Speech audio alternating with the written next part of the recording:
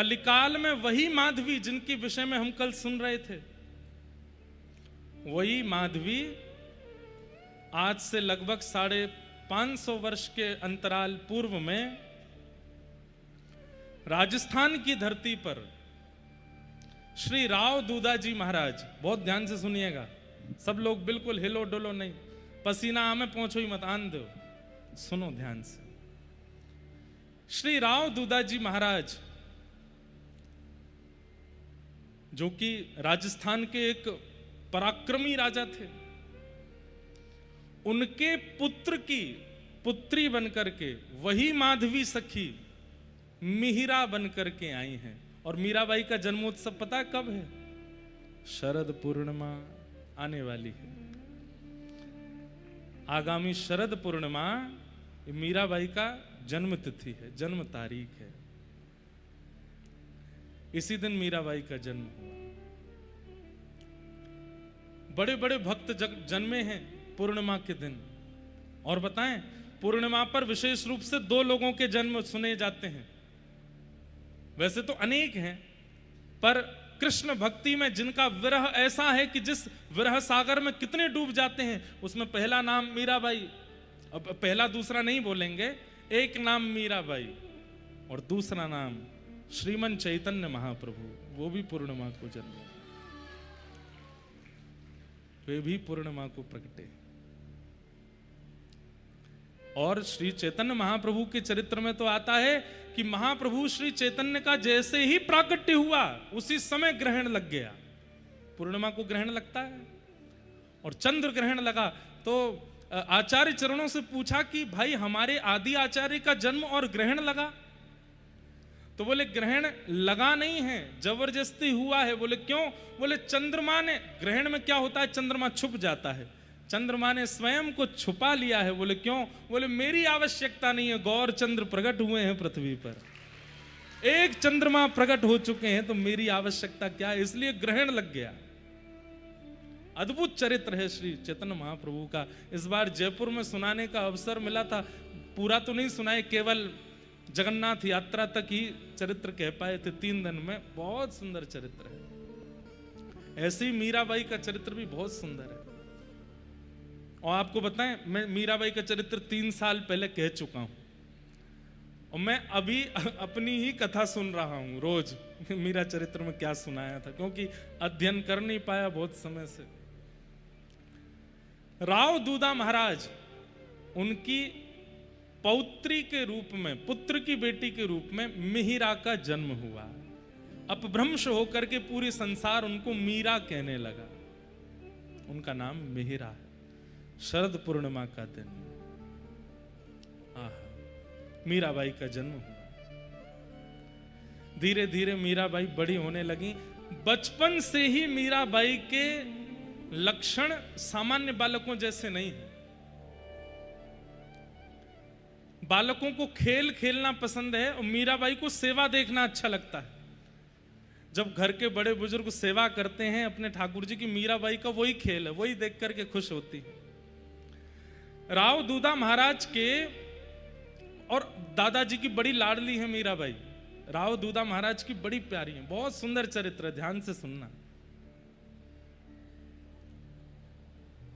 तो मीराबाई धीरे धीरे बड़ी होने लगी।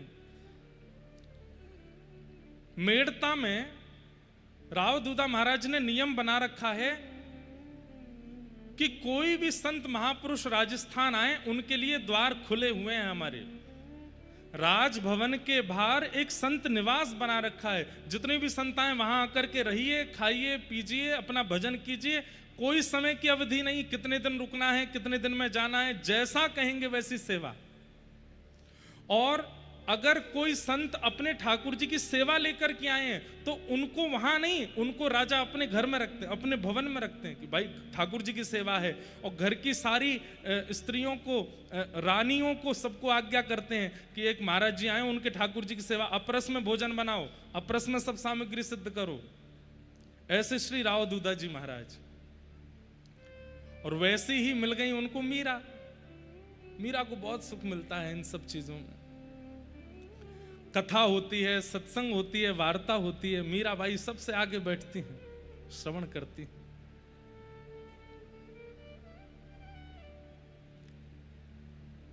सबसे आगे बैठ करके श्रवण करती हैं। एक जोशी जी नाम के वक्ता थे, नाम तो कुछ और रहा होगा, उनका सरनेम जोशी था। वो जोशी जी नित्य कथा सुनाने आते थे मेड़ता में, और मीराबाई 4.5-5 साल की लहंगा फरिया पहन करके, सुंदर अपनी पत्रावली बना करके जोशी जी के आने से पहले ही आकर के बैठ जाती है, और सारे घर के लोगों को खींच के लाती है, अपनी माता जी को, पिताजी को, राव दूधा दादाजी को, अपने भैया जयमल को, सबको लेके आते हैं। कथा हो रही है, चलो सुनने। और जो कथा सुनने नहीं आता, मीराबाई 2 दिन उससे फिर बात नहीं करती कि तुम कथा सुनने नहीं आए, हमारी आपसे मित्रता नहीं है। ऐसा ही आप लोग भी किया करो। जो वृंदावन जावे तो मना करे, कथा में आवे तो मना करे, अच्छा अनफ्रेंड कर दो उसको, ब्लॉक मार दो व्हाट्सएप पे। फोन करे, भैया डीपी नहीं दिख रही है, बोले नहीं दिखेगी। क्यों, क्या बात होगी? बोले तुम कथा में नहीं आए, हमने बुलाया फिर भी नहीं आए। मीराबाई ऐसी सबसे आगे बैठ करके कथा सुनती हैं। और ये तो पहला आश्चर्य। और दूसरा आश्चर्य क्या है? जोशी जी कथा सुना रहे हैं और बड़े बुजुर्ग कोई झोंके ले रहे हैं, कोई सो गया है, कोई उबासी ले रहा है, कोई पानी पी रहा है, कोई कुछ कर रहा है, कोई पंखा जल रहा है, कोई पसीना पोंछ रहा है। लेकिन मीराबाई 4.5 वर्ष की लाली, और उसके नेत्रों से आंसू गिरते रहते हैं। कभी अपने आंसू पोंछती है, कभी सिसक सिसक के रोती हैं। राव दूधा जी देखते हैं, लाली तू काय को रोवे, इधर आ, अपनी गोद में बैठा लेते हैं। वहां बेटी बेटी सुनती है, रोती रहती है। कथा विश्राम हुई, सब लोग व्यास मंच पर जाकर के प्रणाम कर रहे थे। तो जोशी जी ने कहा, आप लोगों को कथा समझ में आई? किसी की कोई जिज्ञासा हो तो हमसे पूछ लेना। सब लोग बोले नहीं नहीं, हमें तो समझ आ गई, कोई जिज्ञासा नहीं है। जोशी जी एक एक आदमी से पूछ रहे हैं, कथा समझ में आई? सब कह रहे हैं हाँ बहुत बढ़िया कथा। लेकिन मीरा दूर से आ रही है, बोले मैं पूछूंगी। राव दूधा जी से कहती हैं, दादाजी व्यास जी से कहो मुझे कुछ पूछना है। राव दूधा जी बोले क्या पूछोगे? बोले उनसे ही पूछूंगी। छोटी सी मीरा अपनी दादी, अपने दादाजी की उंगली पकड़ करके व्यास जी के पास आती है। व्यास जी माला लेकर के राव दूधा जी को पहनाते हैं, महाराजा हैं। राव दूधा जी कहते हैं, हमें तो कुछ नहीं पूछना, पर हमारी लाली को आपसे कुछ पूछना है।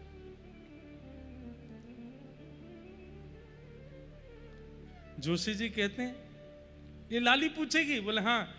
अच्छा लाली बड़ी प्यारी है, ऐसे गाल पकड़ लेते हैं, सिर पे हाथ, जैसे छोटे बच्चों से व्यवहार होता वैसे। और जोशी जी को बिल्कुल मतलब उधर ध्यान नहीं है, वो क्या पूछेगी ज्यादा से ज्यादा, तो थोड़े बहुत कुछ बात पूछ लेगी। अपनी पोती समेटने लगे, ठाकुर जी रखने लगे। हाँ लाली पूछो क्या बात है? कोई इतना विशेष उसके प्रति भाव नहीं था जोशी जी का। और मीरा धीरे से आती हैं और व्यासपीठ पर दोनों हाथ रखे, पलकें झपक नहीं रही हैं, आंखों से आंसू गिर रहे हैं। और मीरा कह रही हैं, जोशी जी आप रोज आकर के जिन गिरधर की कथा यहां सुनाते हैं, वो गिरधर मुझे कब मिलेंगे ये बताओ। जब मीराबाई ने ये प्रश्न किया, जोशी जी ने जब मीरा की ओर देखा तो अपने आप को व्यासपीठ पर बैठे हुए भी अत्यंत नीचा समझने लगे। इतने वर्ष हो गए मुझे कथा करते हुए, इतने वर्ष हो गए कथा सुनाते हुए, ये प्रश्न तो मेरे मन में भी कभी नहीं आया कि जिनकी मैं कथा सुनाता हूं वो मुझे कब मिलेंगे। और मीराबाई एक छोड़ पकड़ लेती है धोती का और पकड़ करके खींच के पूछ रही है, जिनकी आप कथा सुनाते हो वो कब मिलेंगे। जोशी जी के नेत्र सजल, राव दूधा जी के नेत्र सजल, मीराबाई को तुरंत उठा करके अपने गोद में बैठा लेते हैं और हृदय से लगा करके सजल नेत्रों से जोशी जी कहते हैं, मीरा तुझे कब मिलेंगे ये तो मुझे नहीं पता, पर तेरी भावना से, तेरे विचारों से, तेरे स्वभाव से ऐसा मैं कह सकता हूं कि तेरी वजह से हजारों को मिलेंगे, तेरे कारण हजारों को कृष्ण मिलेंगे। मीराबाई कहती मुझे मिलेंगे ना? हाँ मिलेंगे लाली, क्यों नहीं मिलेंगे, बस आप कह दो कि मिलेंगे। हाँ मिलेंगे। जा रही हैं उतर करके, फिर पीछे, मिलेंगे ना मुझको? बोले हाँ मिलेंगे। वो जैसे लीला करते हैं व्रज में, मेरे साथ भी करेंगे ना? बोले हाँ करेंगे। मैं तैयारी कर लूं, मटकी मंगा लूं, मक्खन निकाल लूं, दही की व्यवस्था कर ले, जा कर ले। दौड़ करके जाती है मीराबाई अपनी माँ के पास, मक्खन निकालो, दही मंगाओ, छीके पर टांग दो। क्यों? जोशी जी बोल के गए हैं गिरधर आएंगे, मेरे पास आएंगे। कथा सुनते सुनते हम लोगों का जीवन निकल रहा है, ऐसा विश्वास, ऐसी भावना हमारे चित्त में कभी नहीं आई। ऐसे ही नहीं मीरा बन गई वो, उनका भाव तो देखो।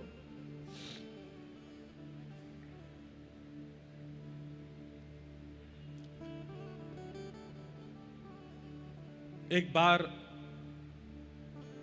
राव दूधाजी तीर्थ यात्रा के लिए जाते थे, महीने 2 महीने में। अब की बार द्वारिका की तरफ जा रहे थे, वहीं बीच में एक स्थान पड़ता है जिसका नाम है डाकोर जी। वहां पर रणछोड़ राय भगवान का मंदिर है। डाकोर जी की यात्रा पर जा रहे थे। अब सब परिवार के लोग नदी के किनारे कहीं रुके हैं, भोजन प्रसाद पा रहे हैं, और मीरा नदी के तट पर बैठी सामने की ओर देख रही है। 4.5-5 साल की है मीरा। राव दूधाजी आते हैं, लाली तुम भोजन नहीं करोगे? तो कहती दादाजी देखो सामने एक संत बैठे हैं। मतलब ये भी एक भक्ति का प्रमाण है बंधुओं। ठाकुर जी जिसको चुन लेते हैं ना, उसकी दृष्टि कैसे भी स्थान में वैष्णव को खोज लेती है, वैष्णव का दर्शन कर लेती है। एक बात आपने अनुभव की हो, पता नहीं, नशेड़ी व्यक्ति होता है ना, जो नशा करना जानता है और नशे का बड़ा आदी है, वो कैसी भी सभा में चले जाए, वो ब्याह में भी चला जाता है, वहां अपने जैसों को ढूंढ लेता है। कामी व्यक्ति दूसरे कामी को ढूंढ लेता है, लोभी व्यक्ति दूसरे लोभी को ढूंढ लेता है, व्यसनी व्यक्ति व्यसनी को ढूंढ लेता है, पर भक्त भक्त को नहीं ढूंढ पाते। हमारी दृष्टि भी ऐसी बन जाए, हम जहां जाएं वहां पर किसी वैष्णव को खोज लें। मीराबाई ने कहा देखो दादाजी सामने एक संत बैठे हैं, और मैं जितनी देर से इनको देख रही हूं ना, जोशी जी के द्वारा सुनाई गई कथा मुझे उतनी याद आ रही है। ये सामान्य नहीं है, हमें इनको प्रणाम करना चाहिए। राव दूधाजी सबसे बड़े हैं अपने परिवार में, और मीरा सबसे छोटी है। उंगली पकड़ करके ले गए पल्ली पार। श्री निवृत्तिनाथ, ये ऐसे महापुरुष मीराबाई के जीवन में आए जिनकी वजह से कृष्ण प्राप्ति और सहज हो गई। मीराबाई को प्रणाम किया, निवृत्तिनाथ। मीराबाई अपलक नेत्रों से उनकी ओर देख रही है, निवृत्तिनाथ उनके ऊपर भी ऐसे हाथ फेर रहे, अरे छोटी लाली बड़ी प्यारी है। मीराबाई छूटते ही पूछती हैं, मेरा एक प्रश्न है। निवृत्तिनाथ जी बोलते हैं, बोलो। बोले जोशी जी हमारे यहां आते हैं, वो कथा में कहते हैं कि ठाकुर जी तो सब जगह विराजमान हैं। खम वायु अग्निम सलिलम महिम च ज्योतिम से सत्वान दृशो द्रुमादीन सरित समुद्राम से हरे शरीरम यत्किंच भूतम प्रणमेत अनन्यम। सब जगह जब परमात्मा है तो फिर दादाजी हमको तीर्थ यात्रा कराने के लिए ठाकुर जी क्यों लेके जा रहे हैं? हमको उनके दर्शन के लिए तीर्थ क्यों जाना पड़ता है? निवृत्तिनाथ जी राव दूधाजी की ओर देखें, बोले लाली सामान्य नहीं है, कैसा प्रश्न कर रही है, हम तीर्थ क्यों जाते हैं? निवृत्तिनाथ जी बोले, लाली तीर्थ इसलिए जाया जाता है कि हमारे चित्त में जो भक्ति है, हमारे चित्त में जो भाव है, वो स्थिर ना रहे, उसमें और वर्धन हो, और उस वर्धन के लिए कई बार तीर्थ जाना होता है।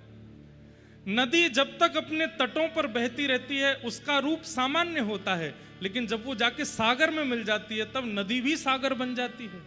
ऐसे ही हम नदी हैं, और ये जितने भी तट हैं ये सब हमारे यत्र तत्र रहने वाले ठाकुर जी हैं। पर तीर्थ जो है ये साक्षात समुद्र है। जब हम नदी रूपी जीवात्मा उस सागर रूपी तीर्थ के पास जाते हैं तो हम भी सागर बन जाते हैं, इसलिए तीर्थ जाना होता है। उसी समय निवृत्तिनाथ जी ने राव दूधा जी से कहा, बोले इस लाली को योग, साधना और वेदों का ज्ञान मैं दूंगा, मेरा वचन है आपको, ये सामान्य नहीं है। तो बीच में कथा आती है कि डाकोर जी की पूरी कथा सुनती गई निवृत्तिनाथ जी से मीराबाई रास्ते भर, कि डाकोर जी कैसे आए, वहां पर ठाकुर जी कैसे विराजे, मुझे सब बताओ। निवृत्तिनाथ जी जब लौट करके आए तो राव दूधा जी से बोले, अब मैं आपकी पुत्री को 1-2 साल तक योग साधना की विद्या दूंगा। ठीक है। 4 दिन ही निकले थे, 4 दिन में ही निवृत्तिनाथ जी अपना सारा सामान बिस्तरा सब बांध करके जाने लगे। तो राव दूधा जी बोले, भगवान आप तो बोले थे कि 1-2 साल लाली को कुछ सिखाएंगे पढ़ाएंगे, आप तो अभी 4 दिन में ही जाने लगे। निवृत्तिनाथ जी के नेत्र सजल हो गए, बोले 4 साल में जो साधन सीखना चाहिए वो आपकी लाली 4 दिन में सीख गई है। इसे क्या नहीं आता है? मैं जो विषय बोलता हूं तुरंत याद कर लेती है, मैं जो ध्यान बताता हूं ये तुरंत कर लेती है। अरे कई बार मेरे ध्यान करने पर मेरे आराध्य का दर्शन नहीं होता, पर ये ध्यान लगा करके मेरे आराध्य की बातें मुझे बता देती है। ये सामान्य नहीं है बंधुओं। अभी तक तो सब घर के लोग हंसते थे, प्रसन्न होते थे कि संत आके कह के जाते हैं कि आपकी लाली सामान्य नहीं है, लेकिन अब सबको चिंता होने लगी। वो सच में असामान्य है, सामान्य नहीं। बंधुओं एक बात बोलूं, वो भक्ति भक्ति ही क्या, जिस भक्ति से पति को चिंता ना हुई हो, पत्नी को चिंता ना हुई हो, परिवार वालों को चिंता ना हुई हो, मित्र आदियों को चिंता ना हुई हो, आपके आसपास रहने वालों को आप थोड़े अबनॉर्मल ना लगे हों, तो भक्ति कैसी? सत्य बता रहे हैं हम। जब हमारे पास माता पिता आते हैं ना, महाराज जी ये लाला को समझाओ आप, ये तो ऐसा हो गया है, मन से मुझे बड़ी प्रसन्नता होती है। चलो चिंता हो रही है, इसका मतलब भक्ति अच्छी है। संसारी लोगों को आप अपने से विलग दिखने लगोगे, अपने से विचित्र दिखने लगोगे।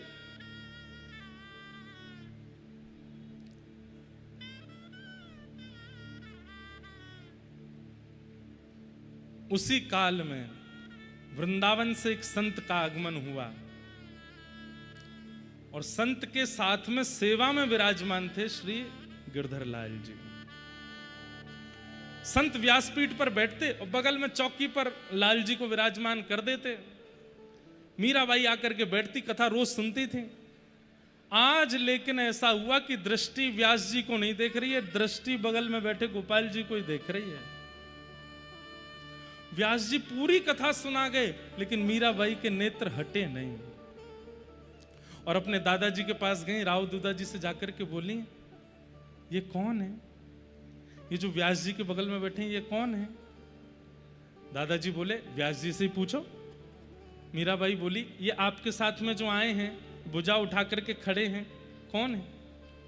मेरे ठाकुर जी। अच्छा, मैंने ऐसे ठाकुर जी देखे हैं, ऐसे ठाकुर जी देखे, ये वाली पहली बार देखे हैं, ये कौन से हैं?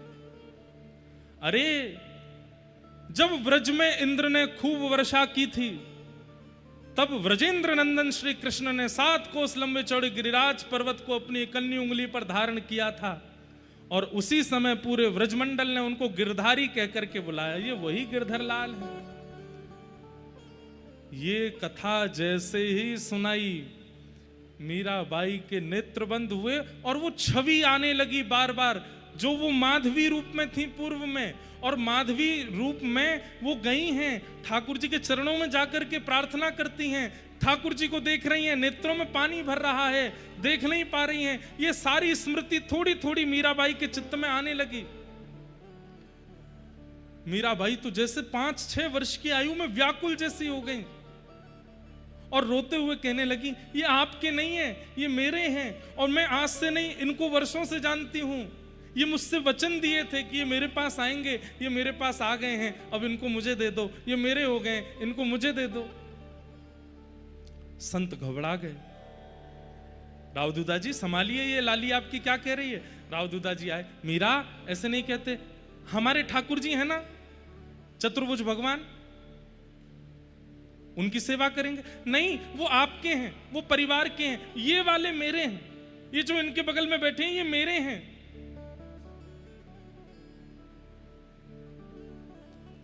राव दूधा जी जैसे तैसे मीराबाई को ले गए।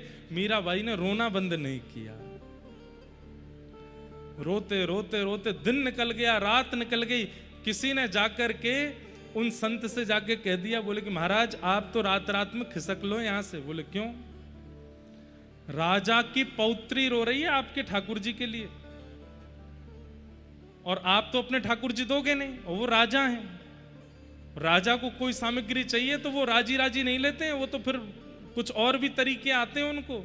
आपको भोजन में कुछ मिला के खवा देंगे, आप पधार जाओगे, फिर तो ठाकुर जी नहीं कहिए। महाराज जी बोले अरे राम राम, ऐसे तो नहीं करेंगे। रात रात में ही महाराज जी ठाकुर जी लेके कहीं चले गए। सुबह उठ करके मीराबाई जैसे ही दौड़ करके गई देखने के लिए, पता चला कि महाराज जी तो गए। अब तो मीराबाई और रोने लगी। राव दूधा जी बोले संत चले क्यों गए, अभी तो कथा अधूरी रह गई। किसी ने बताया, बोले आपके डर के मारे चले गए कि कहीं आप उनसे छीन ना लो।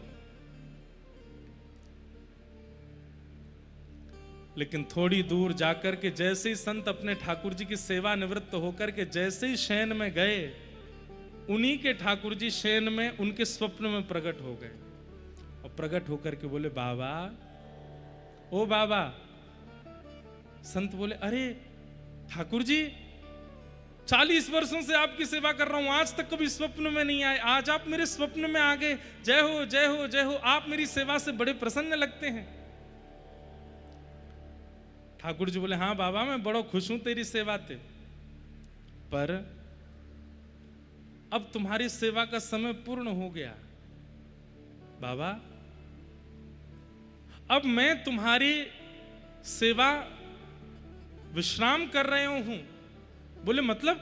बोले अब मैं कोई और ते सेवा कराऊंगा। बोले कौन सी सेवा कराओगे? बोले जो लाली कल रो रही ना, वही से मुझे सेवा करानी है। बाबा सच बता दूं? बोले बताओ। कछु महीना में आप पधार व्यवहारे हो, और कछु महीना में जब आप पधार जाओगे तो मैं अकेला रह जाऊंगा, मेरी सेवा कौन करेगा? या हमारे बातें पहले मुंह को अपने श्रेष्ठ उत्तराधिकारी को दे जाओ, मीरा श्रेष्ठ उत्तराधिकारी, उनको दे दो। महात्मा बहुत रोए। ठाकुर जी आंसू पहुंचने लगे। बोले रो मत, मैं आपसे बहुत प्रसन्न हूं। और सुनो एक बात और कह दूं। बोले क्या? अब तक तो मेरे दर्शन के लिए नेत्र खोलने पड़ते थे, आपको मेरी सेवा करनी पड़ती थी। अब से मैं वचन दे रहा हूं, सदा आपके चित्त में रहूंगा, जब नेत्र बंद करोगे तब दर्शन दूंगा। लेकिन अब जो प्रकट सेवा है ये मीरा को दे दो। संत वापस लौट करके गए। राव दूधा जी ने स्वागत किया। संत ने जाती पूछा मीरा कहाँ है? बोले वो तो 3 दिन से कमरा में रो रही है, खा भी नहीं रही, पी भी नहीं रही। संत पहुंचे हैं मीरा के पास, और अपने सेवा के 40 साल के सेवा के ठाकुर जी ले जाकर के मीराबाई के सामने पधरा दिए। लाली अब मेरी सेवा पूरी है गई है, अब ले ये तेरे ठाकुर जी। और देते समय संत के भी हाथ कांप रहे हैं, हृदय कांप रहा है। 40 सालों से जिनकी सेवा की है अब वो किसी और को देने पड़ रहे हैं। एक तरफ मीरा अति प्रसन्न है, और एक तरफ वो संत जैसे मानो अपने प्राण दे रहे हों। मीराबाई कह रही हैं आप रोइए मत, मैं आपको वचन देती हूं, मैं बहुत भाव से सेवा करूंगी। आप मुझे बता के जाइए कैसे नियम है, मैं हर नियम का पालन करूंगी। आप बिल्कुल परेशान मत हो, अपने नेत्रों के सामने ही रखियो इनको, एक क्षण के लिए भी ये तोते दूर नहीं हो, ऐसी सेवा करी। वो संत मीराबाई के सिर पर हाथ फेरने लगे, रो रहे हैं। अब मीराबाई हंस तो रही हैं, पर संत के विरह को देख करके वो भी रो रही हैं, और बार बार उन संत से लिपट जाती। आप चिंता मत करो, मैं बहुत भाव से सेवा करूंगी।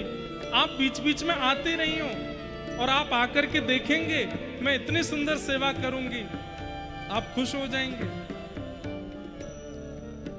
संत ने पहले तो सिर पर आशीष दिया और जाते जाते मीराबाई के चरणों में प्रणाम करने लगे। मीराबाई घबरा गई, आप मुझे प्रणाम क्यों कर रहे हैं? मैं इस योग्य नहीं हूं, मुझे बहुत ग्लानि हो रही है, आप मुझे प्रणाम मत करो। अरे तू बड़भागिन है, तू ठाकुर जी को नहीं लाई है कहीं से, ठाकुर जी स्वयं चल के तेरे पास आए, मुझे आज्ञा दे करके आए हैं कि मुझे उसके पास जाना है। संत ने अपने गिरधर लाल मीराबाई को प्रदान कर दिए। अब मीराबाई रो भी रही है और प्रसन्न भी है। प्रसन्न इसलिए कि ठाकुर जी आ गए, और रो इसलिए रही है कि एक संत अपने जीवन भर की सेवा यहां छोड़ के मेरे पास चले गए। रूठ गई पहले तो ठाकुर जी से, आपकी कैसी लीलाएं हैं, एक को संयोग देते हो, एक को वियोग देते हो, लेकिन मेरी एक बात सुन लो, मुझे वियोग दे के कहीं और मत जाना, मैं नहीं जाने दूंगी आपको। और फिर मन में खुद ही सोचती हैं, ऐसा तो उन संत ने भी सोचा होगा कि वो कहीं नहीं जाने देंगे, लेकिन आज ये आ तो गए मेरे पास, अरे इसका मतलब कल तुम मुझे भी छोड़ के चले जाओगे। और फिर से मीराबाई रोने लगी। अभी बंधुओं मीराबाई की आयु 6-7 वर्ष की है बस। 24 घंटे मीराबाई ठाकुर जी के सामने ही रहती हैं। क्यों? कहीं मुझे छोड़ के चले ना जाए।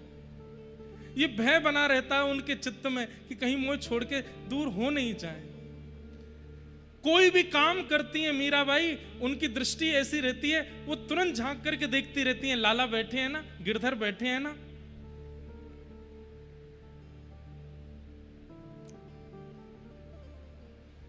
और फिर वही लीला जो मैं कल सुना रहा था। एक दिन बारात जा रही थी, मीराबाई ने पूछा ये क्या है माँ? माँ ने बताया ये बारात जा रही है और ये दुल्हा जा रहा है अपनी बींदड़ी को लेने। मीराबाई की जिद हो गई, मैं भी बींदड़ी हूं किसी की? बोले हाँ। और मेरा दुल्हा कौन है, मेरे बींद कौन है? पूछते पूछते रात हो गई। माँ बोली तू तो परेशान ही कर देती है मीरा, अरे बताओ ना मेरे बींद कौन है? सामने बैठे गिरधर लाल की ओर इशारा करते हुए मैया कहते ये हैं तेरे बींद। और बस मीराबाई ने जैसे ही देखा है ठाकुर जी को, एक बार मीराबाई के मंदिर का नाम है श्याम कुंज। क्या नाम है?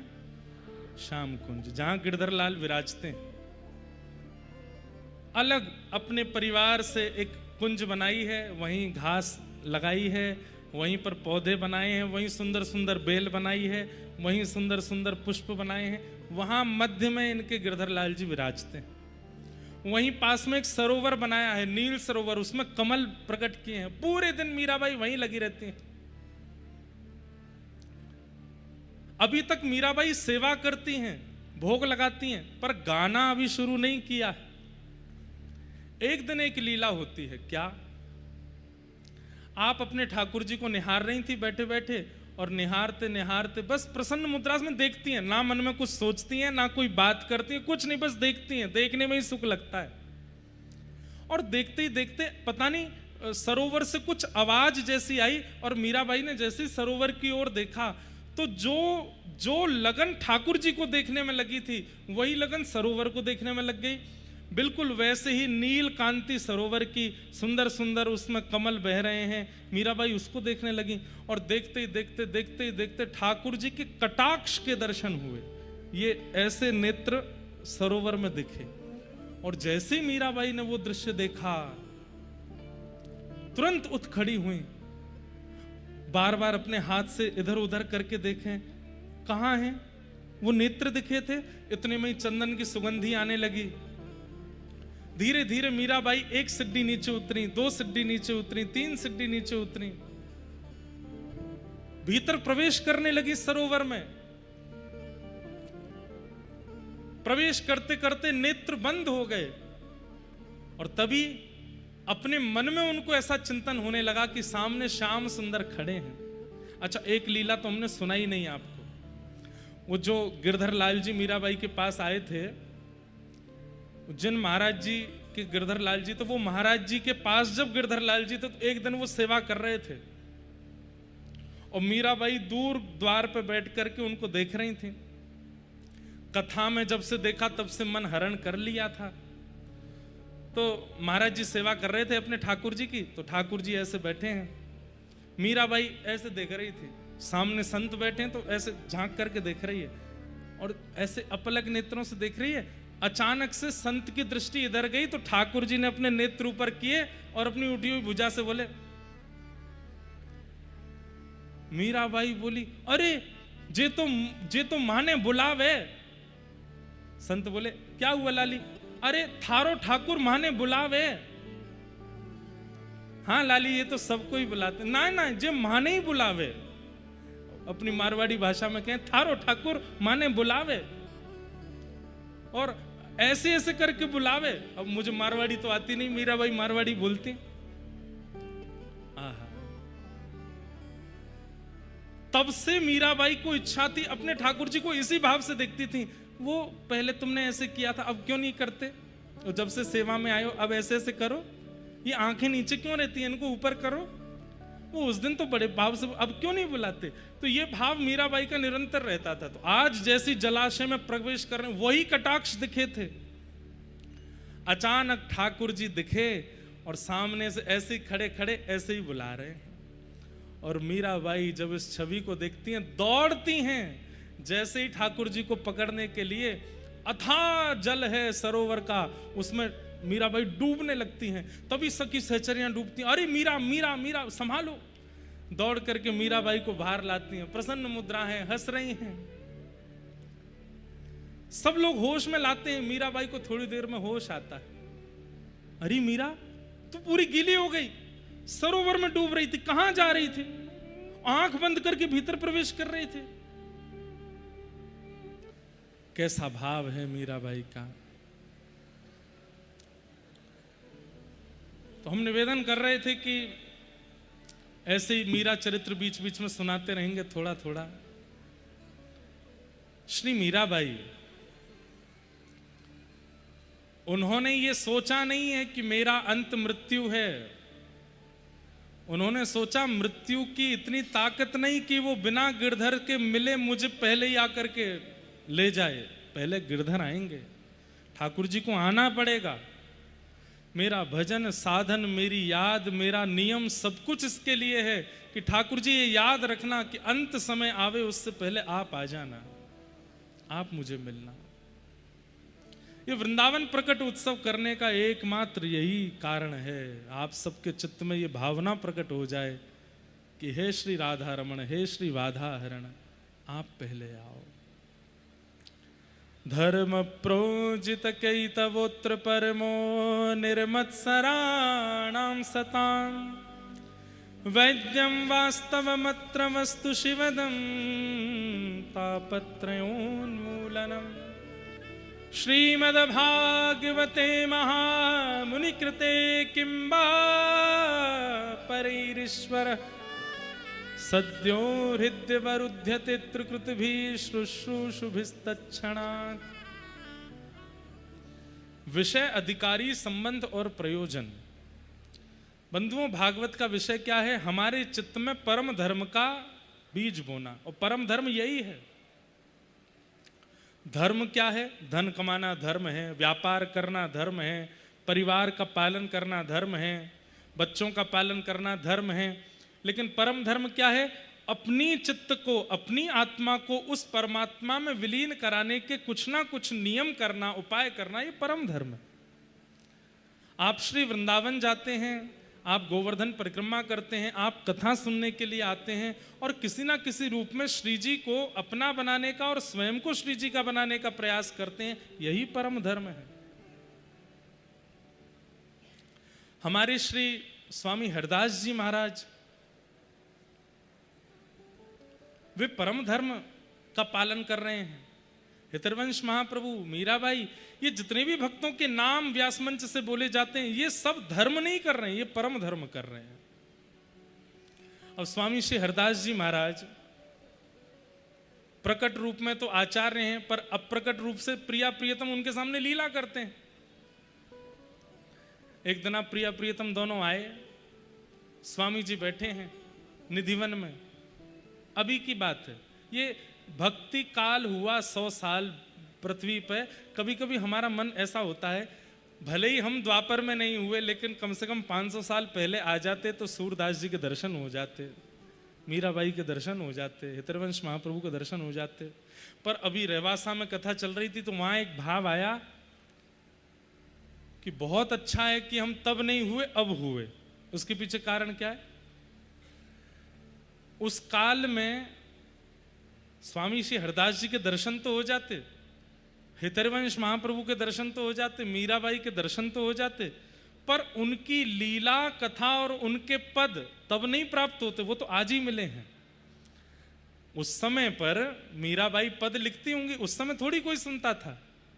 जब भाई आचार्य चरण चले जाते हैं अपनी लीला पूरी करके, तभी उनकी लीला का प्रकाश होता है। ये तो आजकल है कि लोग बाग अपनी लीला का प्रकाश अपनी जीवित अवस्था में ही करा लेते हैं, सोशल मीडिया की कृपा है। पर उस समय पर लीला का प्रकाश ऐसे नहीं होता था। 50 साल बाद लोगों को पता चला कि भाई अभी 50 साल पहले मेड़ता में मीराबाई भी थी, उनकी ऐसी भक्ति थी। भक्तों को पता होता था, कहीं कहीं प्रचार हो जाता था, पर इतनी संख्या में लोगों को नहीं। आज सबको पता है मीराबाई कौन है। तो उस काल में होते तो दो डर थे। पहला डर, क्या पता हम पर खबर ही नहीं पहुंचती मीराबाई की तो हम कैसे दर्शन करते। और दूसरा डर, मीराबाई का साहित्य और चरित्र वो कहने सुनने का अवसर तब नहीं मिलता, वो तो आज ही मिल रहा है। तो ये भी अच्छा है कि आज हम जन्मे। स्वामी श्री हरदास जी महाराज बैठे हैं निकुंज में, निधिवन में, और तभी प्रिया प्रियतम प्रत्यक्ष आ गए सामने।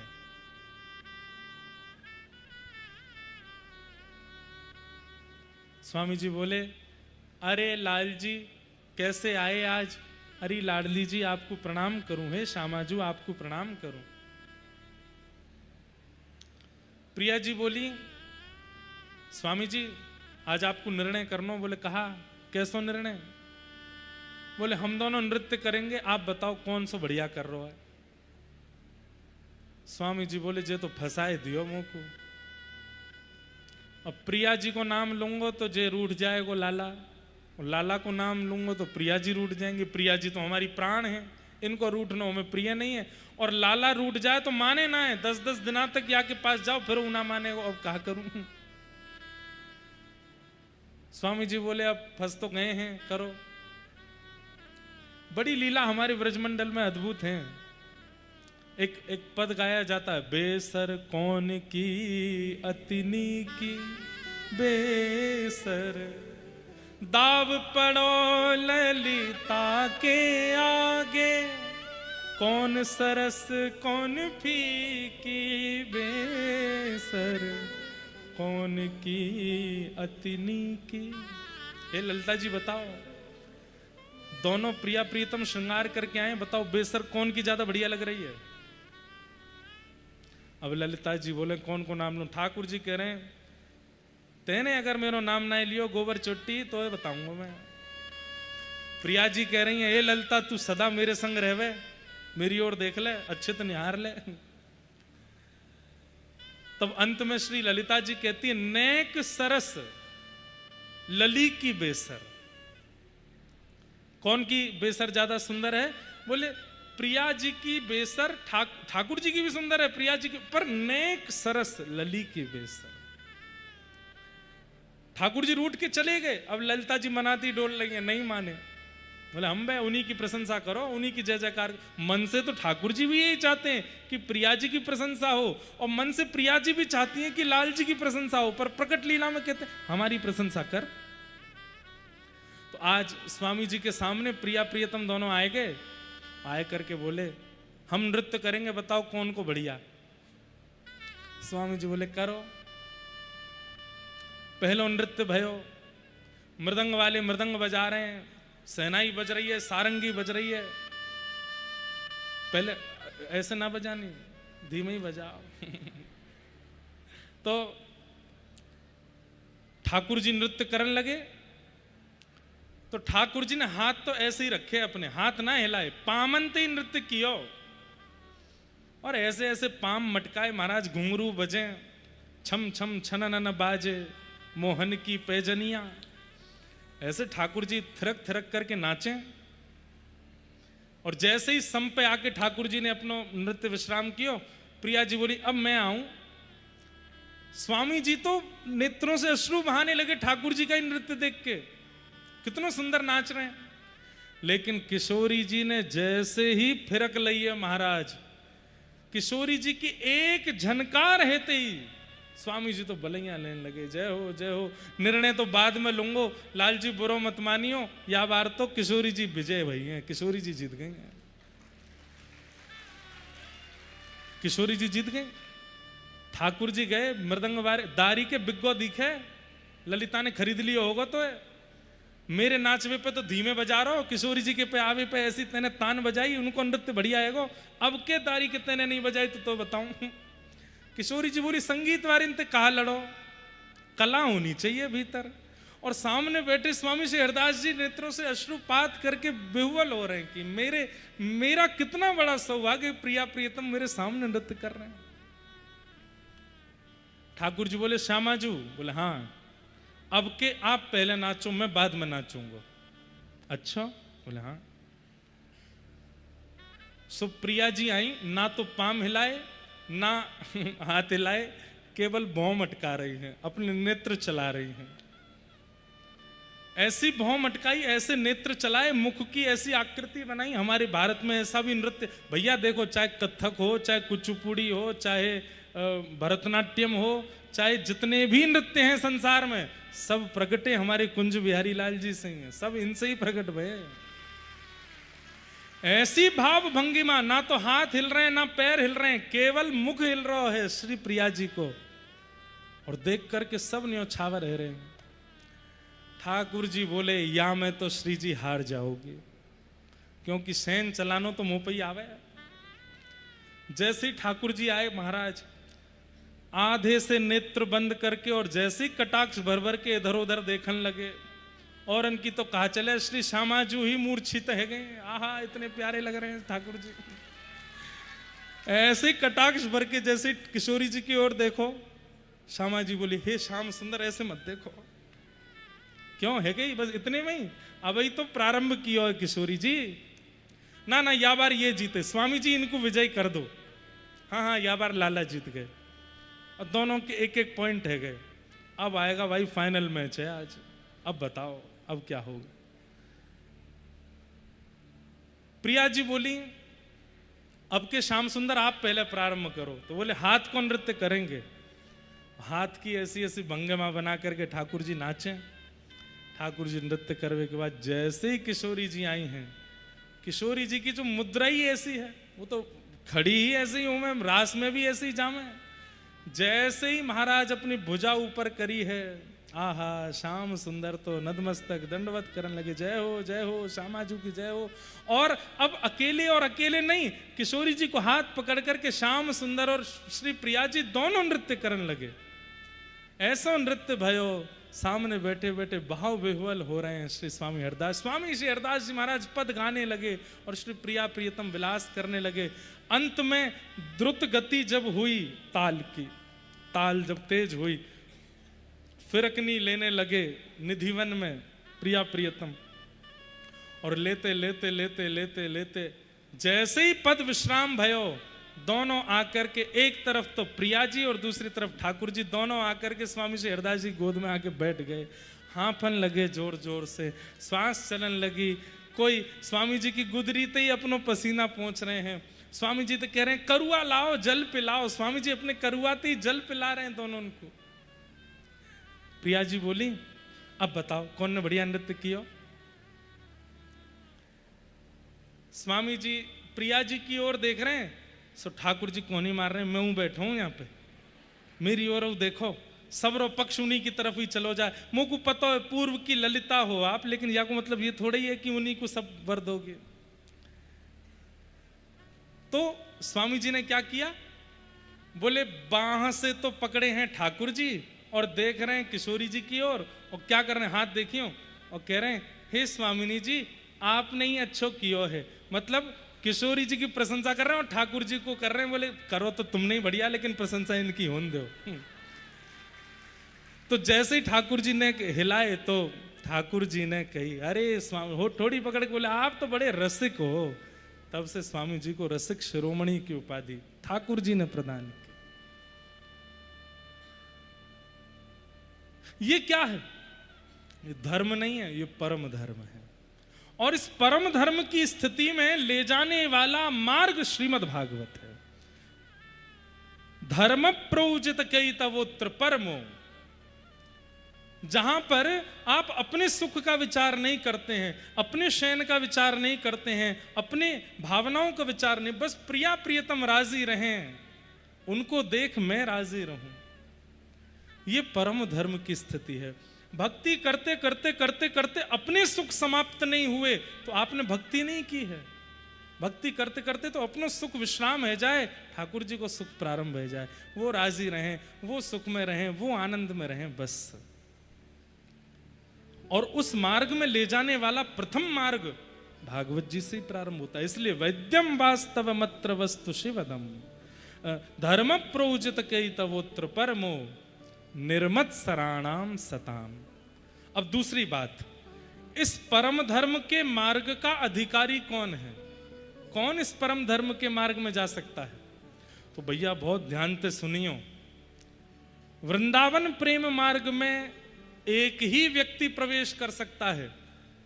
कौन? जिसके चित्त में कपट ना हो, जिसके चित्त में छल ना हो। निर्मत सराणाम सताम, मात्सर्य दोष ना हो। दूसरों की प्रशंसा सुन के, दूसरों की उपलब्धि सुन करके जो बहुत व्याकुल हो जाते हैं, जिनके मन में ईर्ष्या तुरंत जन्म ले लेती है, ऐसे लोगों को वृंदावन रस कभी प्राप्त नहीं होता। इसलिए मैं कथा में कहा करता हूं, हमारे चित्त में काम दोष है उसका नाश हो जाएगा, क्रोध दोष है उसका नाश भी हो जाएगा कथा सुनते सुनते, लोभ दोष है उसका नाश भी हो जाएगा, लेकिन अगर ईर्ष्या दोष है तो भगवत प्राप्ति असंभव है। इसलिए किसी की प्रशंसा सुन के, किसी की उपलब्धि सुन करके, किसी के बारे में बहुत विशेष सुन करके आपको चिंता होती है, आपका मुख मुरझा जाता है, आप ईर्ष्या में चले जाते हो, तो इसका मतलब है कि सब मिलेगा आपको, ठाकुर जी नहीं मिलेंगे। इसलिए ईर्ष्या दोष का नाश करो, उसको मत आने दो। क्या करें, कैसे नाश करें? भैया जब जब खांसी हो तब तब सिरप पी लो, तब तब दवाई ले लो। ऐसे ही जब जब दोष जन्म लेवे, जब जब दोष प्रकट हो अपने चित्त में, उसी समय भुजा उठा करके भगवान नाम गाया करो, भुजा उठा करके श्री जी को पुकारा करो, भुजा उठा करके ठाकुर जी के गुणगान गाया करो। किसी की प्रशंसा हो रही थी और वो प्रशंसा सुन के आपको ईर्ष्या होने लगी, मन में आने लगा अरे वो मुझसे आगे निकल गया, तभी अपने मन को समझाओ नहीं नहीं नहीं नहीं, सबका अधिकार है, सब परिश्रम करके आगे जा सकते हैं। श्री कृष्ण गोविंद हरे मुरारे, हे नाथ नारायण वासुदेव, श्री राधा श्री राधा श्री राधा। हे स्वामिनी जी, मेरे चित्त में अभी अभी ईर्ष्या प्रकट हुई, कृपा करके इस ईर्ष्या को शांत करो। दोष प्रकट होते ही नाम औषधि यदि ले ली जाएगी तो दोष धीरे धीरे खत्म हो जाएगा। तो भोरी सखी विलाप कर रही हैं, आज किशोरी जी से सहा नहीं गया, और श्री राधा वल्लभ जी की सेवा के लिए जैसे ही गोस्वामी जी पहुंचे, तुरंत श्री जी ने गुसाई जी को आज्ञा की, बोले आज हमारे राजभोग को थाल आप लेकर के जमुना जी जाओ, और जमुना जी में मेरे विरह में रुदन कर रहे हो एक मेरो परम रसिक है, परम रसिक सखी है, वाको नाम है भोरी सखी, वाकू जाकर के मेरे राजभोग को थाल पधराए दियो। बंधुओं, ठाकुर जी का प्रसाद प्राप्त होना यह विशेष बात होती है, पर ठाकुर जी की आज्ञा से प्राप्त होना कितनी बड़ी बात है। ठाकुर जी स्वयं आज्ञा करें कि मेरा प्रसाद दे के आओ।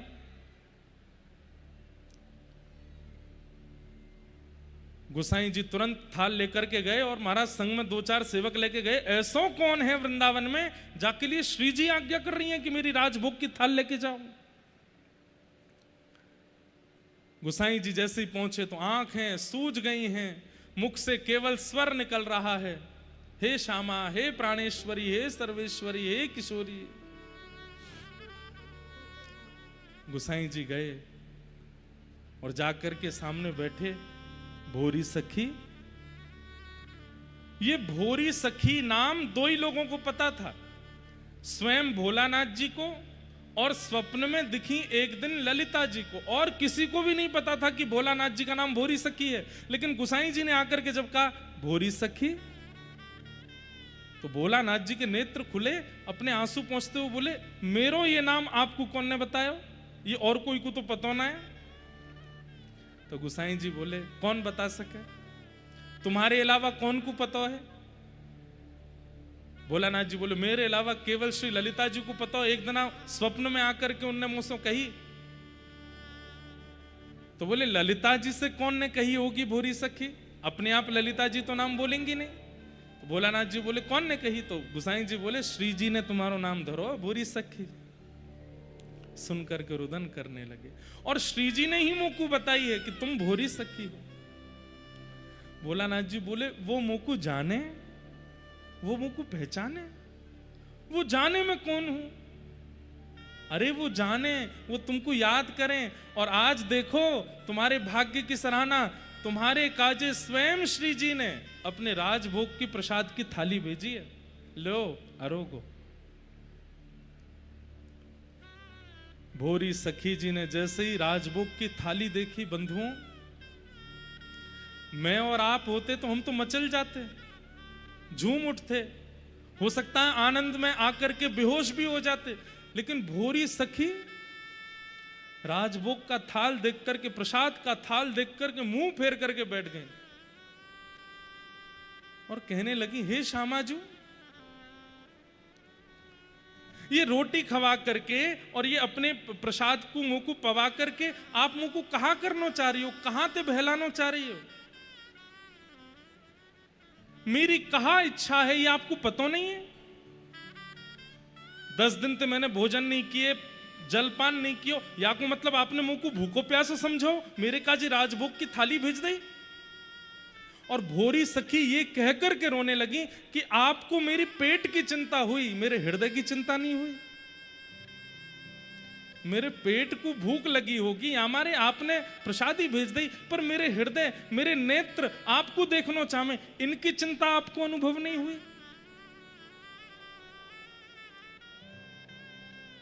और ये कहकर के भोरी सखी रोने लगी कि आपको मेरे हृदय की चिंता क्यों नहीं हुई, ये भोग क्यों भेजा मेरे लिए, आप स्वयं क्यों नहीं आ गई मेरे सामने? क्या मेरा विलाप, क्या मेरा विरह, क्या मेरा आपको पुकारना अभी भी कम पड़ गया? लोग कहते जाते हैं कि इतना विरह हमने कभी नहीं देखा, इतना विरह हमने कभी नहीं सुना। अरे बोलने वाले लोगों देख लो, इतना विरह तुमने कभी देखा सुना नहीं, तब भी किशोरी जी को कोई फर्क नहीं पड़ा, उन्होंने प्रसादी भेजी, स्वयं नहीं आई हैं।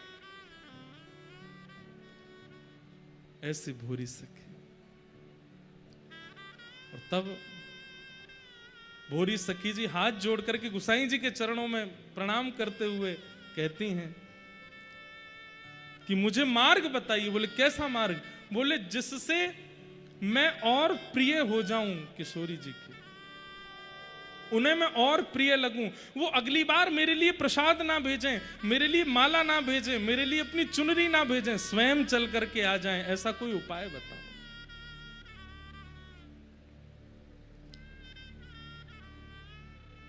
अपने करोड़ प्राण आप पर वार दूं हे किशोरी जी, छिन हूं देख छटारी। एक क्षण के लिए आपकी छटा देखनी है, भोरी द्रग भरी दर्शन दीजिए। हे किशोरी जी, ऐसे प्रकट हो जाओ कि मेरे नेत्रों में आप ही आप भर जाओ। अपनी गोद पसार करके मैं आपसे केवल यही वरदान मांगती हूं। मुझे प्रसाद नहीं चाहिए, मुझे आपकी चुनरी नहीं चाहिए, मुझे आपका भोग नहीं चाहिए, मुझे आप चाहिए। आप आओ मेरे सामने। बंधुओं, भोरी सखी जी वो ये नहीं कह रही हैं कि मृत्यु उनका अंत है, वो ये कह रही है मेरा अंत तो किशोरी जी के दर्शन हैं, और वो जब दिख जाएंगे उसके बाद चाहे मेरे प्राण निकल जाएं, चाहे मृत्यु आ जाए, तब तक मृत्यु स्पर्श भी नहीं करना मेरा। और आप विश्वास मानिए, ऐसे भक्तों को मृत्यु ने तब तक स्पर्श ही नहीं किया जब तक ठाकुर जी साक्षात प्रकट ना हो गए, ठाकुर जी साक्षात उनके सामने ना आ गए।